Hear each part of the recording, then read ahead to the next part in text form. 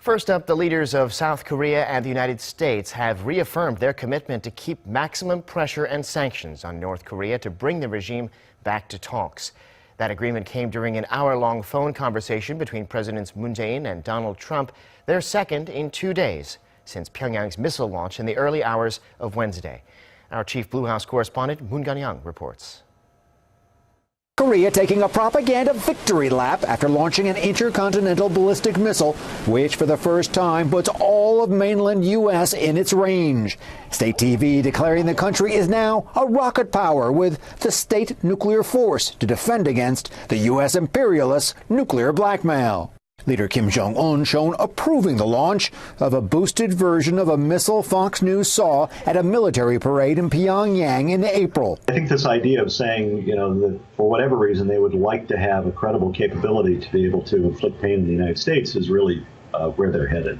Worried neighbors reacted after the missile sent on a high trajectory landed off the coast of Japan. South Korea staged its own missile drill.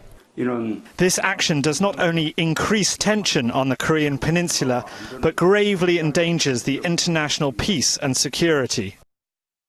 2 phone calls in a row since North Korea's ICBM-level test in the early hours of Wednesday. South Korean President Moon Jae-in and U.S. President Donald Trump, that is. Their second late Thursday night Korea time lasted for a whole 60 minutes, during which the two discussed the next steps to respond to the latest provocation following an initial evaluation of the North missile technology. It included ways to bring maximum pressure to bear on the rogue state. South Korean President Moon told his U.S. counterpart that while Pyongyang's latest missile launch reflects its most advanced technology so far, it still lacks critical technology that would actually make its nuclear missile weapons development complete. President Moon Jae-in told his U.S. counterpart that although it's clear that the new missile is North Korea's most advanced so far, it still has some technical issues to settle, such as re-entry, terminal stage guidance, and warhead activation. That's basically a rejection of the reclusive state's claim the day before that they have finally completed building the, quote, state nuclear force. Therefore, Moon added, the allies are still tasked with preventing North Korea from making any further advancements in its reckless campaign for nuclear missile weapons and lead to dismantlement. To do so, the two leaders will continue to apply strong sanctions and pressure to bring the rogue regime to talks. The White House also made this point clear, saying the U.S. president is currently not focused on regime change in North Korea. This administration is focused on one big thing when it comes to North Korea, and that's denuclearization of the Korean Peninsula. That's our #1 priority. That's what we're focused on. Anything beyond that is not the priority at this point. The Blue House said President Trump also reiterated his endorsement for South Korea's enhancement of deterrence and defense capabilities by acquiring cutting-edge military assets. Some expect Pyongyang to finally pause its provocative testing program since it has declared that it's finally achieved a historic cause of completing nuclear weapons, while others remain skeptical, with Mr. Trump not having ruled out the military option just yet. But what could be a positive sign is the U.S. president's commitment to send a high-level delegation to Pyeongchang, South Korea, for the 2018 Winter Olympics set to kick off in just 70 days. Even allies of Kim Jong-un showed concern, Russia condemning the launch. China had recently sent a high-level envoy to Pyongyang. China is gravely concerned about and strongly opposed to North Korea's missile test. The launch came more than 2 months after the last missile blast and nuclear test. Also after the U.S. designated North Korea a state sponsor of terrorism. Secretary of State Tillerson says he still wants to give peace a chance. How much more time are you willing to give the pressure campaign? As a diplomat, we keep working on it every day. Just in the past half hour or so, we have seen new pictures released by one of the leading propaganda newspapers of North Korea purporting to show the launch last night of this missile. We have discussed it with one of our leading experts. He thinks they're the real thing. He thinks it confirms what he thinks, and that is that it's based on a missile used in July. The second stage, a stronger stage, a second stage supplying a possible stronger platform for any future use of a nuclear payload. This, as Brett mentioned, the UN Security Council is meeting in special session. The first speech given by the U.S. ambassador to the UN, Nikki Haley, calling on all countries to cut off all ties to North Korea in the wake of this launch. Here's a bit more of what she had to say. We have never sought war with North Korea, and still today, we do not seek it. If war does come, it will be because of continued acts of aggression like we witnessed yesterday. And if war comes, make no mistake, the North Korean regime will be utterly destroyed. Visited Pyongyang say North Korea is ready to hold direct talks with Washington, but only on the condition that it recognize the state as a nuclear power. The Russians said they were also told that the North successfully launched its new Hwasong-15 ICBM on Wednesday, and that the country had already achieved its goal of becoming a nuclear weapon state. The bilateral meeting took place on Thursday, a day after the launch.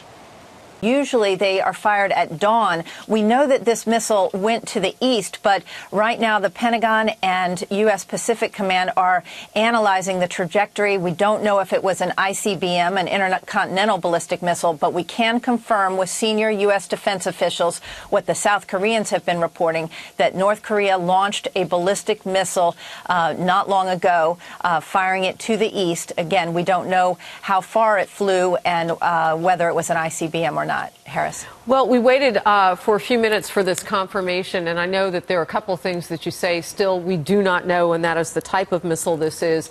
But Jennifer, this is not happening on a day in which there was no news with North Korea. I mean, this day started in the wee morning hours of reports, at least from Reuters, and now building upon different sources, in which North Korea says it's farther along in its nuclear program. The South Korean ministry saying, you know, it looks to be that that is the case. Absolutely. In fact, the reports came from the South Korean reunification minister saying that within a year, North Korea would have completed its nuclear program. Remember, North Korea already has about 20 nukes. So it's not that they don't already have nuclear capability, but this is a new report from South Korea suggesting that within a year, the latest intelligence suggests that North Korea's nuclear program would be complete. This is obviously a worrisome time. There is a White House meeting slated. Defense Secretary Jim Mattis is supposed to be over at the White House this afternoon. That meeting was to be discussing budget issues. The president had invited him to sit in on that meeting with congressional leaders. It is clear now that they will have to address this latest provocation from Pyongyang. All right. One of the new details that you brought us, and I'm asking our panel to sit by here. We have a gentleman with us today who worked for Senator Mitch McConnell, and no doubt this will come up on Capitol Hill now, so I'm going to ask you guys to stand by and get to this. I want to talk with you, though, Jennifer, about the timing. This happened in the middle of the day for Americans, so if they're trying to get our attention or the world's attention, it's not the overnight. And you mentioned the timing. Talk to me about it. Well, it's interesting. Often what we have noticed is that Pyongyang will fire, particularly if it's an ICBM, at about 6 a.m. local time, Korean time. That ends up being about 6 p.m. here. We're 12 hours ahead on the East Coast of the United States. Again, it's hard to get into the mind of the leader of the North Korean regime. It's not clear at this point whether this was an ICBM, but certainly this ballistic missile, the first, as you mentioned, that has been fired since September 15th, it has gotten the attention of the U.S. military, and certainly the president will be briefed as soon as there is more information about how far this ballistic missile flew, whether it threatened any of the allies in the region. He's at it again. Just 16 months after personally ordering his uncle Chang Song-taek be put to death, Kim Jong-un gave the green light for the execution of his defense minister Hyun Yong-chol for supposedly disrespecting him and slacking off on the job. Korea's National Intelligence Service said on Thursday that there's information indicating that Hyun's family had to stand witness to the execution late last month, watching as shells from an anti-aircraft gun tore Hyun's body to shreds. The U.S. government says that, if the reports are correct, the execution shows the depths of depravity the young leader is willing to go to. I'm not in a position to confirm any of those specifics, but these disturbing reports, if they are true, describe another extremely brutal act by the North Korean regime. Citing related experts and analysts, international media outlets, such as the BBC and the UK-based Guardian newspaper, say Kim Jong-un's latest move could give cause for concern about North Korea's stability. An analyst told the BBC that Hyun's execution is a clear indication that Kim does not feel secure. Another told The Guardian that the situation as it stands looks quite worrisome. North Korea has, for the moment at least, not commented on the reports. South Korea's spy agency says Kim Jong-un has ordered the execution of around 70 senior officials since coming to power in late 2011.